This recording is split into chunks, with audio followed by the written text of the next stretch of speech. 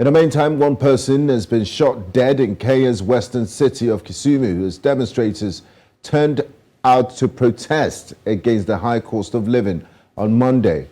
There have also been clashes between protesters and the police in the informal settlement in Nairobi. The government has deployed security forces to quell the demonstrations called by opposition leader Raila Odinga. But this has only served to further inflame tensions. Kenyan police fired tear gas and water cannons at protesters and Odinga's convoy as he pressed ahead with an anti-government rally despite a ban. President William Ruto is currently on an official visit to Belgium and Germany.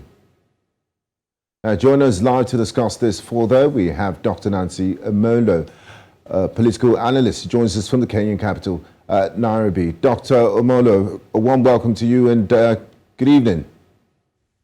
Good evening to you, and thank you for inviting me to your station. We're happy to have you. Now, Dr. Omolo, the protests are continuing despite calls from different quarters to put a stop to it. Even the clergy has appealed to Raila Odinga. What is opposition-led Raila Odinga thinking? Is there an end game to this? Because it said if these prices don't come down, there will be no end to it. And you know you can't protest in perpetuity. Yes, thank you so much. I would say that it's a very sad day for Kenya as a country with the events which took place today. Mr. Odinga called for these demonstrations. He had the demonstration last Monday, and he called for the demonstration today. And they're supposed to have another demonstration again this week on Thursday. And this demonstration about the high cost of living. It's about inclusion issues, the bipartisan way the government is doing the appointments. It's also about opening the servers. So it also has kind of the political aspect. So, and on the other side, the government has taken a very hard stance and has said that, you know, they're not going to allow for demonstration, despite the fact that the opposition leader, Mr. Odinga, and his team had already notified the police. The Constitution, Article 37, allows for demonstration, it allows for protest, it allows for picketing, and you only need to notify the police. But yesterday, the police came out and said that they did not seek permission and it's not allowing any demonstration. And in the morning, they had all the police in the city, and as the city, the central business today was a no-go zone area. So that already intimidates the citizens. So as much as the opposition did not walk into the CBD, there was not much business. The few business people who opened said that, you know, they didn't have clients, and by 11 they had closed. A lot of children did not go to school, and the few who went to school by around 1 p.m. they had to close, and, you know, the parents had to go pick them on the organized transport. But at the same time, Mr. Odinga and the team, they decided to go to the informal settlements, because in the morning, when people woke up, the government had actually put barriers and police force on every informal settlement. We have over 6 informal settlements in this country, and 60% of Nairobians actually live in the informal settlements. So they could not even leave the place. So Mr. Odinga went to one of the informal settlements in Kawangware, and he had a talk with his people. From there, he moved on and went to Kibra, and he was out with the people. But one of the things that when you observe that crowd, you're seeing they were the youth, and most of the time people look at the youth as only men, but they are young men and women. There are also women. I saw almost a 70-year-old woman standing there and carrying a cooking pot on the head, and people are always saying that we are hungry, we are hungry. The price, you know, we want some maize flour, you know. So that was the situation. In short, how can I say the situation was in Kenya today? And the protest did not only take place in Kenya, it also took place in different parts of the country. Now, Dr. Omolo, how do you see this ending? Because it has the potential of snowballing into something bigger, and it could escalate into a full-blown violence, and nobody wants to see that. So what will be an agreeable middle ground for both parties, the opposition and the government, to reach a compromise? Because if you're disrupting businesses, it's not doing anyone any good. And this same price hike that they're protesting again, it will be counterproductive to it. So what will be a reasonable compromise? I think at the moment, there are rigid political stance on both sides of the government and the opposition, which is really impeding the dialogue. So I think at the moment for Mr. Raila Odinga is to continue with this mass action to force the government on the table. And so far, the government is not ready to come on the table. And, there's been discussion the whole day and asking, when is the government going to realize that there's a crisis? Because there's also the issues of legitimacy. When Raila when there was a difference of only 200,000 votes between Mr. Odinga and President Ruto, and you had a lot of youth did not vote. You had around 24 million registered voters. Maybe only 14 million approximately voted. And you also had the youth. So you're asking yourself, when there's this demonstration, is it only for the opposition or some people who think that the government has not met their expectation, has also shifted?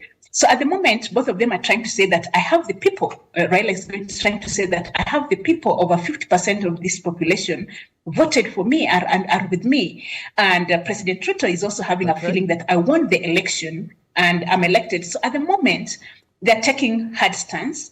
But I hope they're going to realize, because today when I saw the interviewing people down the central business, every Kenyan, I think Kenyans find themselves in a crossfire, and every Kenyan they talked to was like, can they have a dialogue? But which kind of dialogue are they going to have? Like you just painted, sort of the political? you just painted the correct situation of things there.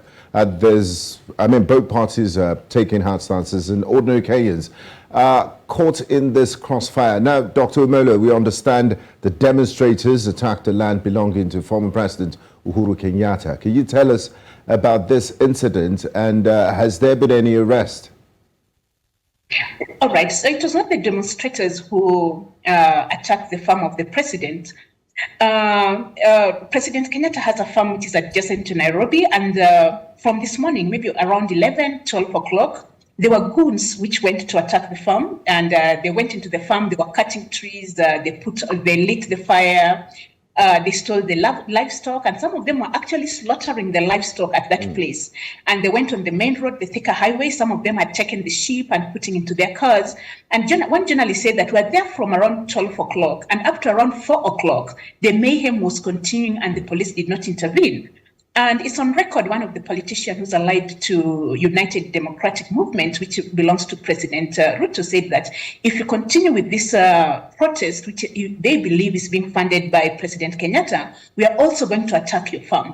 So, we had this one being said this week, and you saw these people attacking the farm. But they did not only attack President Kenyatta's farm, they also went to the industrial area, and they attacked Mr. Raila Odinga's farm, the Spectrum International, which deals in gas. And these goons were there and stoning all this, they're stoning the building, and they broke the glasses and everything. So actually, today, as the demos were going on, which when I saw they were very peaceful, except a few times whereby the police was throwing tear gas and, interrupting, because basically the police is supposed to manage this demonstration. But the other side, you also had hired goons who are doing destruction. And it's not only on these farms, also journalists were attacked by the goons. Yes, I was going to get to that question, Dr. Omolo, about the journalist attack. They were prevented from covering the protest earlier, and then they were attacked. Can you speak more to this attack as we wrap up this conversation on journalists? Yesterday, some journalists were attacked in Kibra by some goons, and they stole some of their cameras. One of them was a Chinese journalist who was covering the event. Some journalists had their cars stoned. At the same time, some journalists also, when they covered some events in town, the police actually forced them to delete actually what they'd covered. So what the journalist was saying that, when you had the police here, it was supposed to be their role to ensure that the journalists are attacked, because even in other areas internationally, whether you have all this war and everything, journalists are always protected, because this is the fourth estate, and they also have a role to inform the citizen. They have a role to give voice to the voiceless people. And at the same time, this week, we had the Communication Authority of Kenya. Just around Thursday or Friday, they wrote to all media houses that last time they covered obscene scenes at, during the demonstrations, which were a threat to the national security of this country.